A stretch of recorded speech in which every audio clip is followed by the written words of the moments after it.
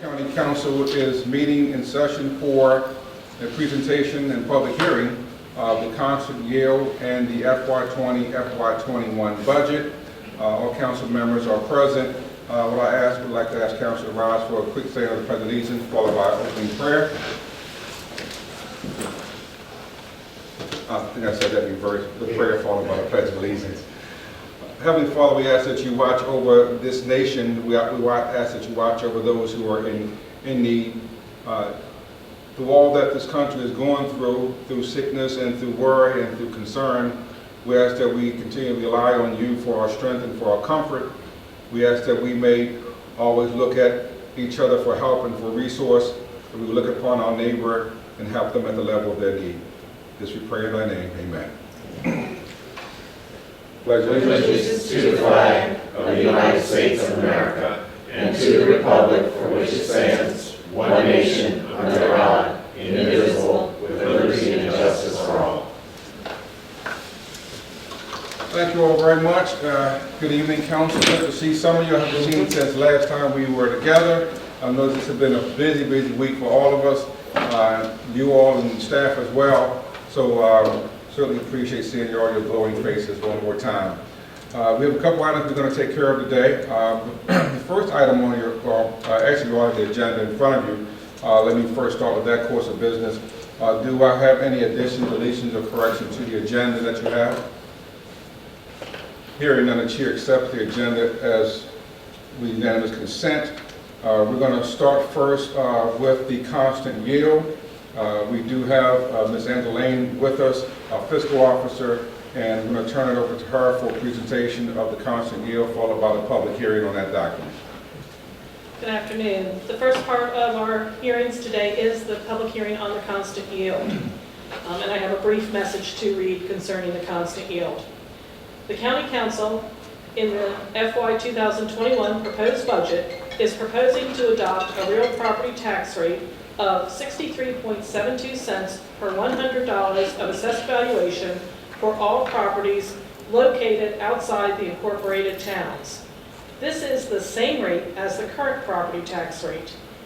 This rate is 0.57 cents higher than the constant yield rate of 63.15 cents and will generate $268,560 more in property tax revenues in fiscal year 2021 from the unincorporated area of the county.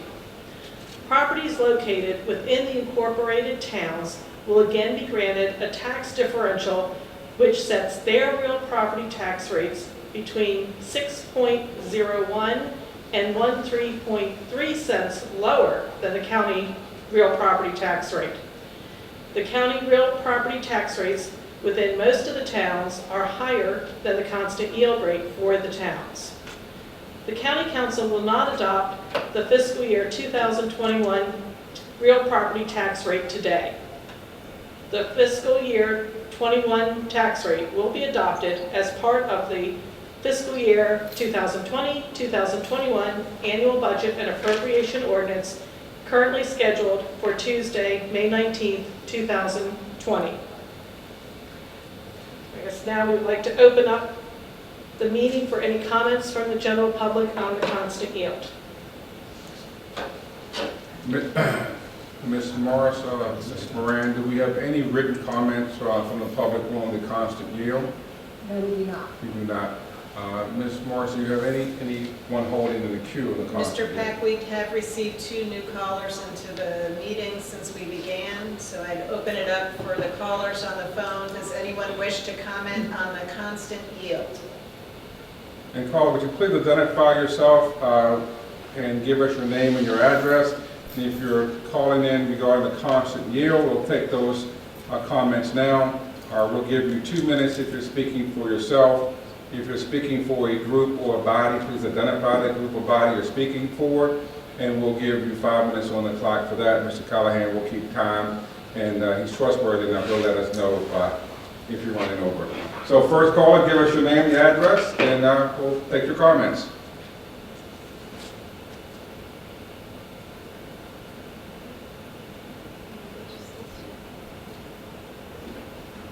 Neither caller appears to wish to speak, Mr. Pack. On the constant yield. Okay, so we have no callers online for the constant yield. We have no written comment from the public on the constant yield. This is the public hearing on the constant yield. Any council comment at this time on the constant yield? Any questions of Ms. Lane regarding the constant yield? Okay, so if there's no objection of council, we'll go ahead and close the public hearing on the constant yield at this time. Thank you very much for that. And let's proceed on with our agenda. Moving on, we now going to have the public hearing on Bill 1445, and that is the bill to enact our 2020-2021 annual budget and appropriations ordinance. And for that, I'll again turn it over to Ms. Lane. And I think I need to get out of the way. Should we read the title of the bill in first for the record? Yes, Madam Secretary. Yes, Madam Secretary, please read the title of the bill.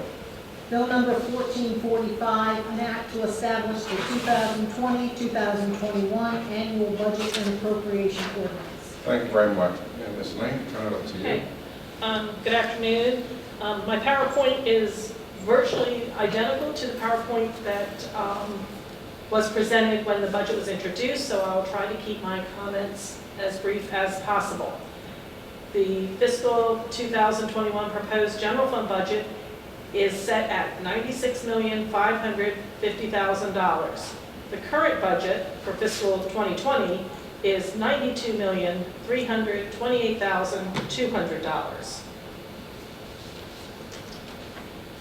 The County Council received requests for operating and capital outlay of just over $105 million, which is $12.8 million more than the current fiscal 2020 budget. This proposed budget is set at just over $96 million, an increase of $4.2 million, or 4.5% more than the current fiscal 20 budget. Certainly a noticeable decrease from the requests. The FY21 budget provides level funding for all county departments and agencies except for those mandated by the state to have increases, which is the Talbot County Public Schools and County Debt Service. And this budget is funded in part with revenues of $6.7 million from prior year fund balance. Due to continuing economic uncertainties, the proposed budget includes an unprecedented reserve for contingencies of $2.4 million. Normally our reserve for contingencies is around $600,000. And we have thought that was on the high side. We put $2.4 million in contingency because we just have so much economic uncertainty going forward into the next fiscal year. In addition, we have placed all of the proposed equipment purchases of $1.6 million in the County Administration Department to allow for significant oversight during the fiscal year prior to any equipment purchases. As I noted, one of the departments that is mandated above level funding is the Talbot County Public Schools.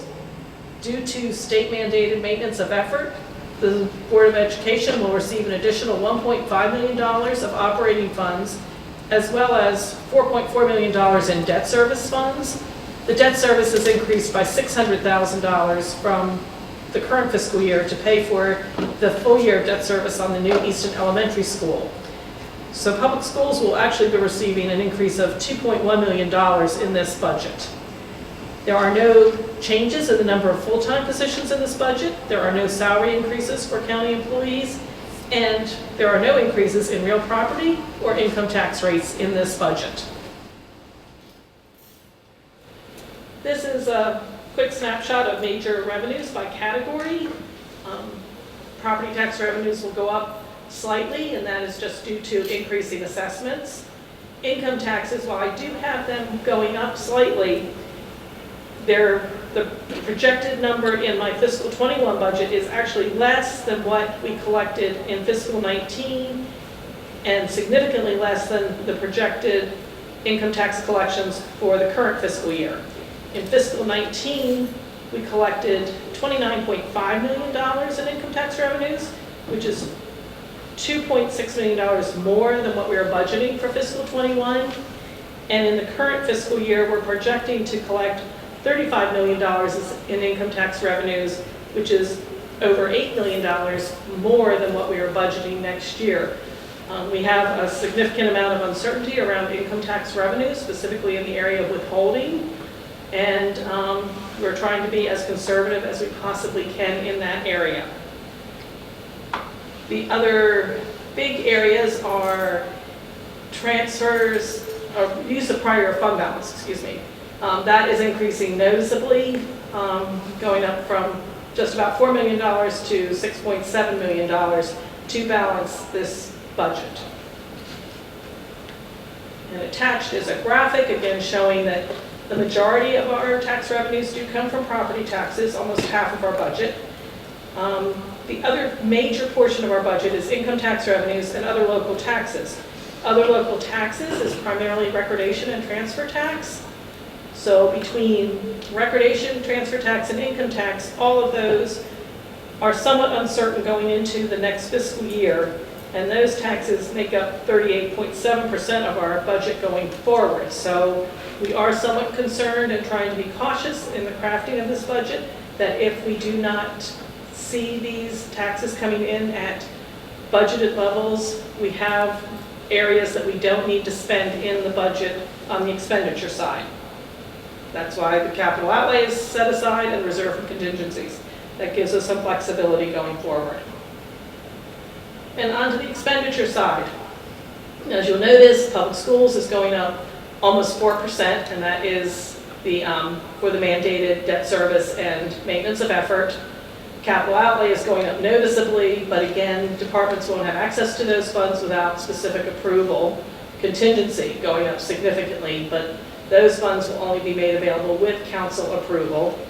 And county operations is virtually flat. And although the transfer to other funds looks like it's going up noticeably, the only increase to that is we have projected to use $85,000 of general funds to transfer into the capital projects fund. Otherwise, the transfer to other funds is actually going down slightly.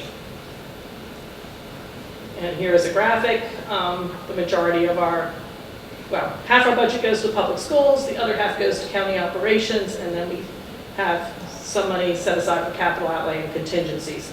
Public schools is virtually 50% of the county budget. And I think when I did my presentation, I said this was, I felt, the most important slide in this presentation. This is our discretionary fund balance. These are the funds that we have available for any use. And if you look at the top, back in the end of fiscal 2009, we had discretionary fund balance available of $21.5 million. In fiscal 10 and fiscal 11, which was our last major economic downturn, the county used $17.1 million of these reserves to basically get through those 2 fiscal years. In addition to that, there were significant cuts and other changes, but just to maintain minimal levels of services, we did need to use $17.1 million. If you look at the very bottom of the page, Angela, excuse me, did you mean 7? $17.1 million. Where's, okay, I got you. 7.9 plus 9.2. I got you. Yeah, it was in the 2 fiscal years. I got you. So to get through those 2 fiscal years, we used $17.1 million of our fund balance. I am projecting that going into fiscal 22, which is over a year from now, we'll have $18.6 million available. So I think we're very well positioned to weather the whatever the economic downturn will be as we go through this COVID-19 crisis. In addition to this, we will still have our $13 million in the rainy day fund. And I just want to go through this very quickly. This slide shows what is not included in the proposed budget. We don't have increases in property or income tax rates. There are no additional full-time county positions. There are no salary increases for county staff members. Vacant positions are not being filled unless specifically approved by the county council. There is not a 25-year retirement plan for law enforcement personnel. There are no new EMS stations for the northern part of the county or in the Bay 100 area to address response time concerns. There is not a new facility for the sheriff's office. There is not space identified for offices that are currently at the Talbot County Business Center, which we know will be vacated in probably 2 to 3 years. There's no new facility for the health department. Department equipment requests are not fully funded. They have requested over $4 million. There is not full funding for the Talbot County Public Schools budget request. There is only the maintenance of effort funding. The impact of minimum wage increasing to $15 an hour over the next few years is not addressed in this because it's a level fund budget for each department. And the replacement of a 40-year-old irrigation system at Hog Neck Golf Course is not included. We will still be accepting public comments through Monday, May 11th. Please submit those to publiccomment@talbotcountymd.gov. For more information on the proposed budget, please visit our website. Thank you. Thank you, Ms. Lane.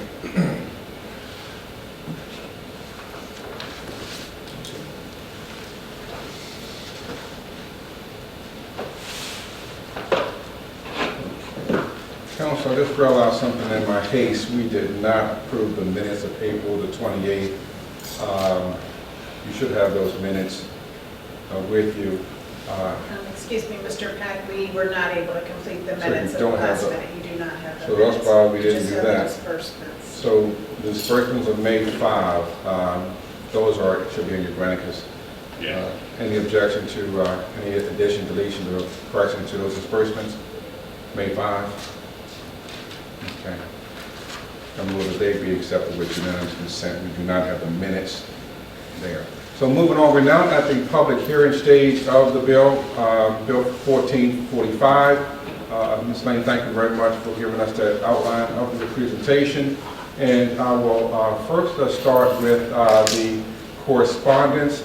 We gave instruction to the public to send in mail correspondence to us. And I'm going to now turn it over to Council Secretary, Ms. Moran, to go through those correspondence. She will be reading not all the correspondence that we received, but some of the larger groups did send some correspondence to us, so we would like to read those into the record this evening, if there's no objection to council. So, Ms. Moran, I'll turn it over to you, please. First, we have a letter from Kelly Griffith, Superintendent of Schools, and Juanita Hopkins as the School Board President. Members of the Talbot County Council, thank you for allowing us the time to express both our support of the FY21 budget as well as our appreciation for your leadership during these unprecedented times. During this current situation, we understand your dilemma in trying to fund budget requests. We also realize how the current state of crisis in our economy is impacting all county agencies, not just education. We understand the increase in maintenance of effort over this year's budget is due to the increased enrollment and the escalator calculation, which we will certainly need to address the needs of additional students. We do appreciate the additional funding for the capital project request, $464,000, which couldn't be funded last school year, as well as for the debt service for the new Easton Elementary School project. Our collaborative discussions have been most productive to better understand both our needs and our goals in order for our school system to be the best in the state of Maryland. And a special thank you to Mr. Pete Lesher for attending all our board meetings this year. As you know, we will continue to advocate for a fully funded budget each year that includes increased staffing, quality materials of instruction, more than adequate security measures, and ample salary increases to stay competitive on the shore. The education of a child is one of the most important factors of a thriving community. Our children deserve the best, and we know that you have their best interest in mind when setting the budget. Sincerely, Juanita Hopkins, Esquire, TCPS Board President, and Kelly Griffith, Superintendent. The next letter is from Talbot County Free Library Board of Trustees. For 95 years, the Talbot County Free Library has been pleased and honored to provide critical educational resources and serve as a community center essential to the intellectual needs and personal growth of county residents. The Library Board of Trustees would like to thank the County Council for their hard work on the FY 2021 budget. While we realize that these are very difficult economic times with serious fiscal challenges facing our county, we would like to ask the county to keep the library in mind as we move toward financial and community recovery. When difficult times occur, such as the COVID-19 pandemic, people turn to public libraries because of the many services offered, including being a safe haven, a technology hub, and an information and referral checkpoint.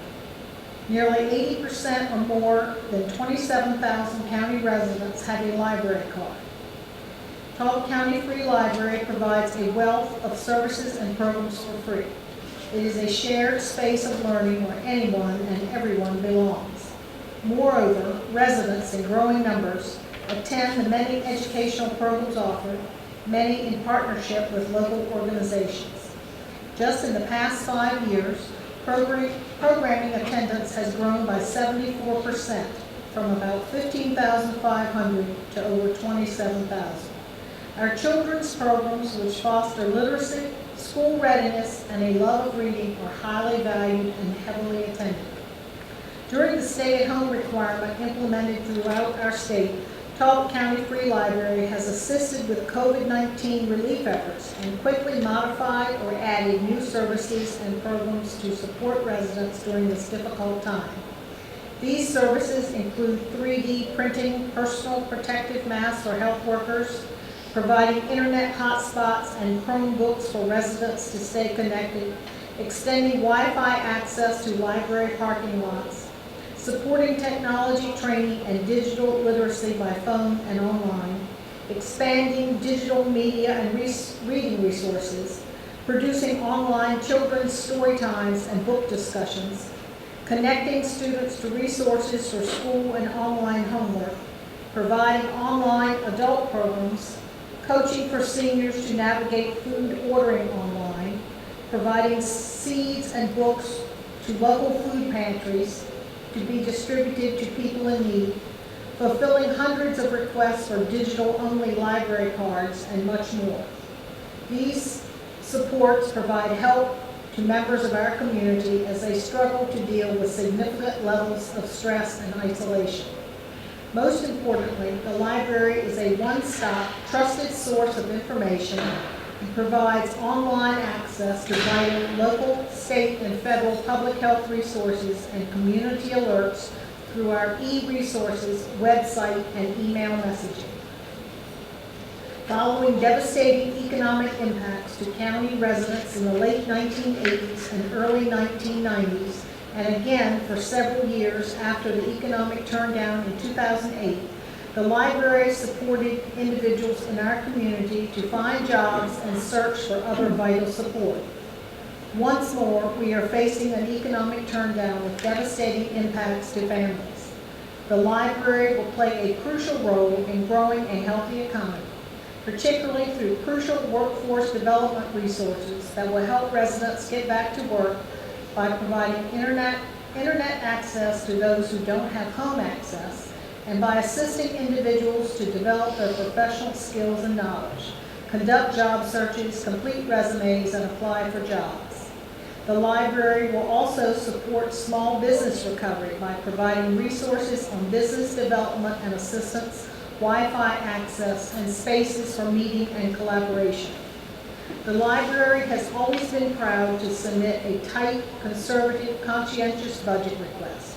While we understand the need to flat fund the library as well as other county departments and agencies, the cost of doing business is not flat lined.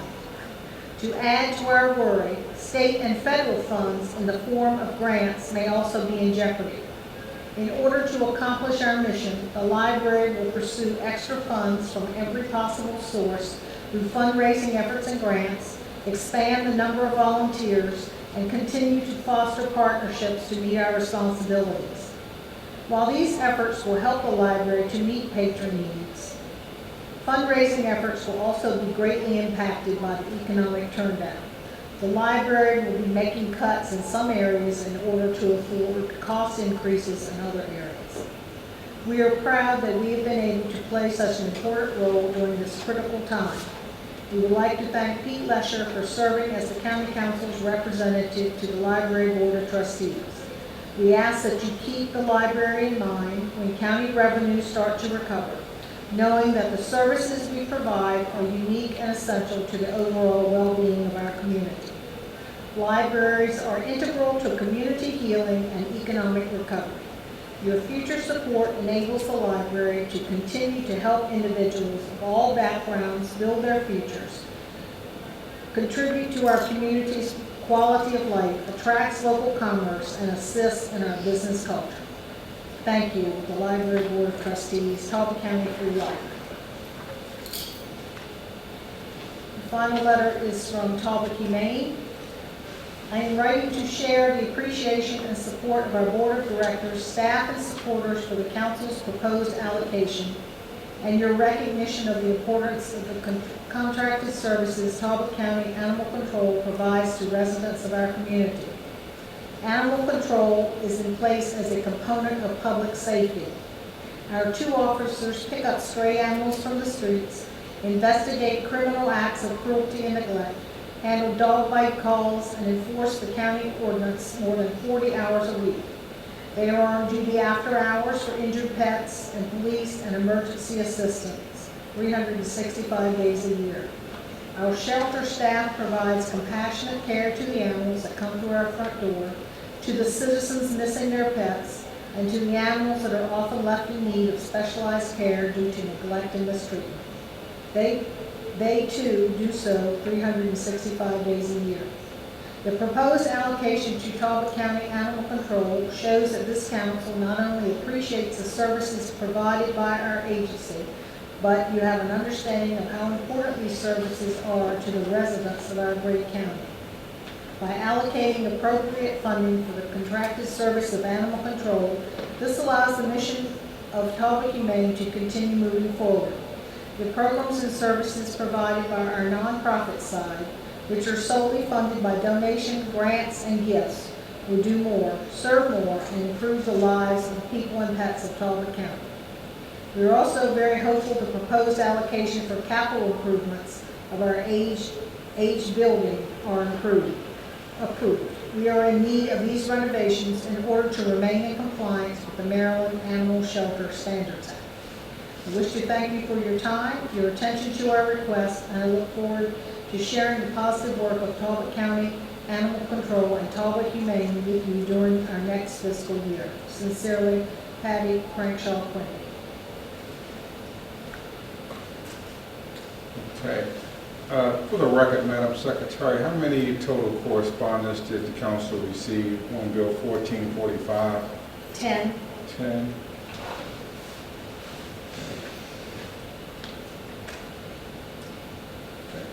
Well, thank you very much. We want to send our appreciation to Ms. Hopkins and the school board for her comments, also Ms. Newman from the library board with their comments, and Ms. Crenshaw Quimby from Talbot Humane for her comments as well.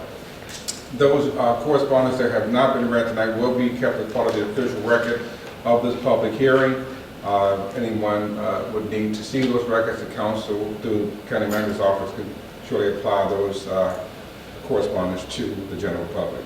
I'm going to now turn council over to our phone lines and to Mrs. Morris regarding anyone on hold. Mr. Pack, we still have one additional caller on the line. Caller, can you please identify yourself, and you're welcome to make comments on the Talbot County Bill 1445.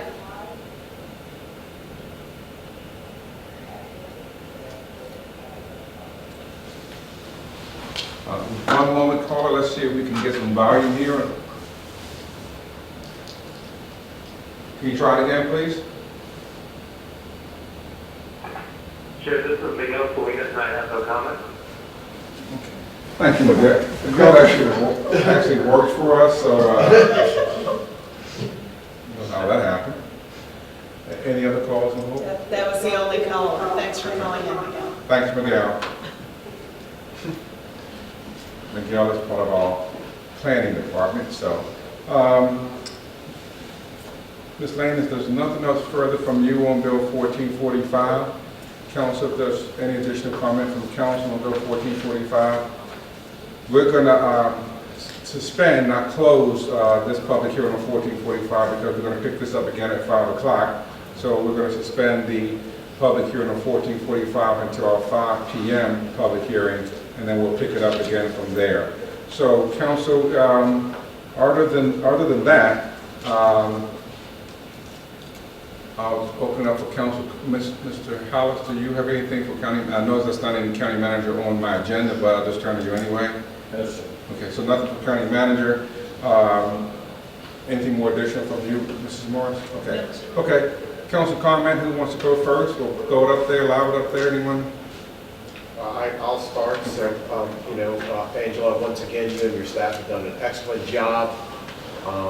We really appreciate all the hard work. I know we've got some tough times, I believe, coming up in the next 12 to 18 months. So we trust your judgment in keeping us informed and appreciate all your hard work and long nights. Thank you. Thanks a lot. So I would just like to say that for anybody following along or following budget over the last few years, obviously this is a uniquely put together budget. Odd times call for odd ideas, and that's what we've done with this. I would like to thank the previous councils for setting us up in such a financially secure way that we have a nice rainy day fund and that we do have the money to get us through these times. Going forward, obviously it's going to continue to be a challenge as we get back to the way that, or get back to what the new normal will be. But I'm very proud that Talbot County is financially secure to get through this, and I feel that, and I feel that we've got a good team in place to get through it. So it's a unique budget, unique times, but I'm glad that we're moving forward together.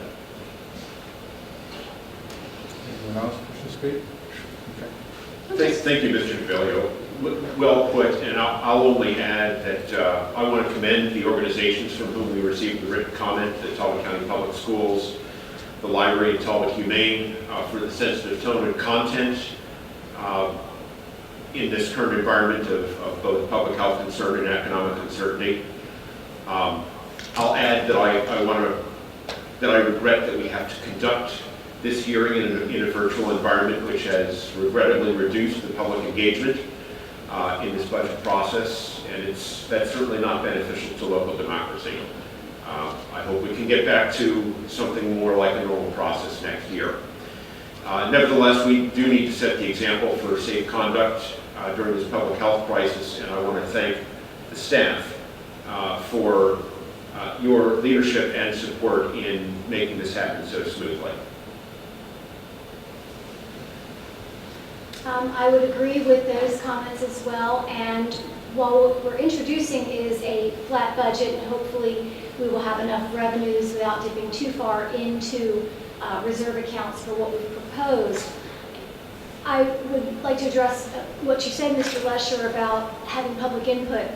By the time I think we get around to making decisions on what we put in contingency and in the equipment line items of the $2.5 million for contingency, the reason that's there are for many of the requests that we would very much like to fund in an ordinary budget we probably would have funded.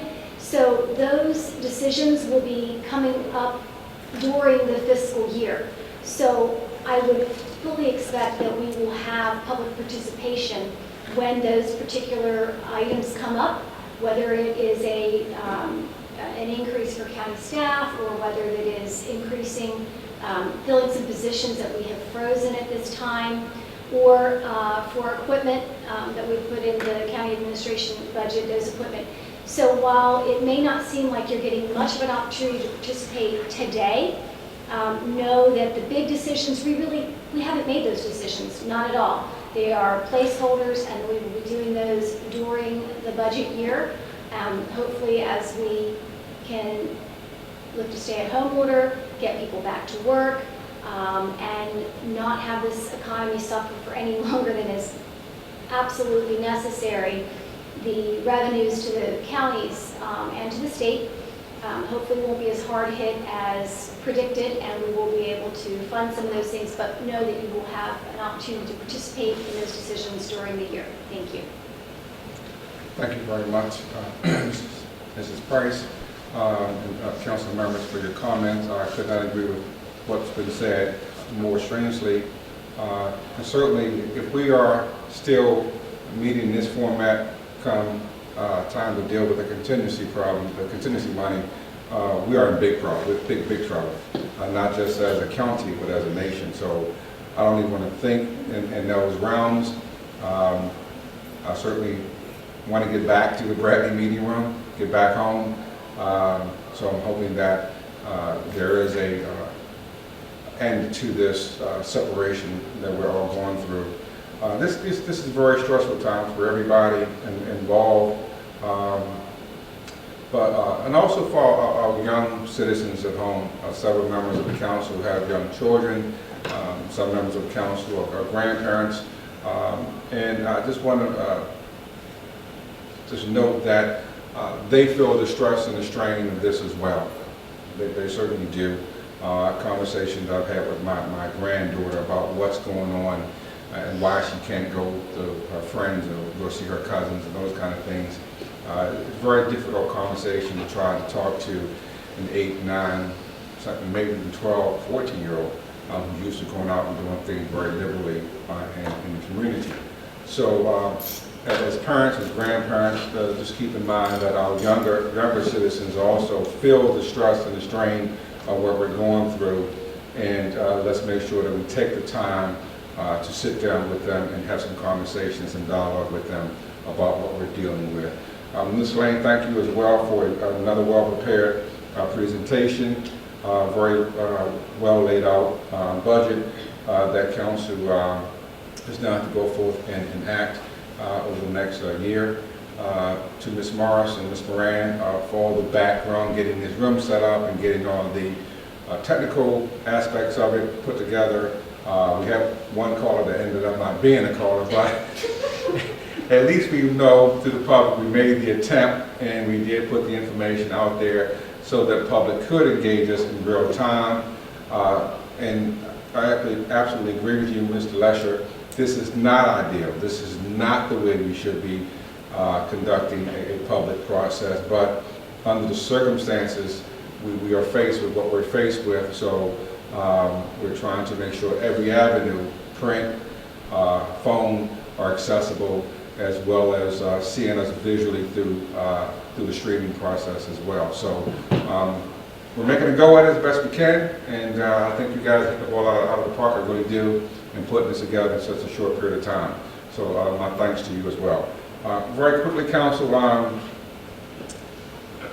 going to put our final meeting on the budget on May the 12th. That's Bill 1445, and it will be eligible for vote on May the 19th.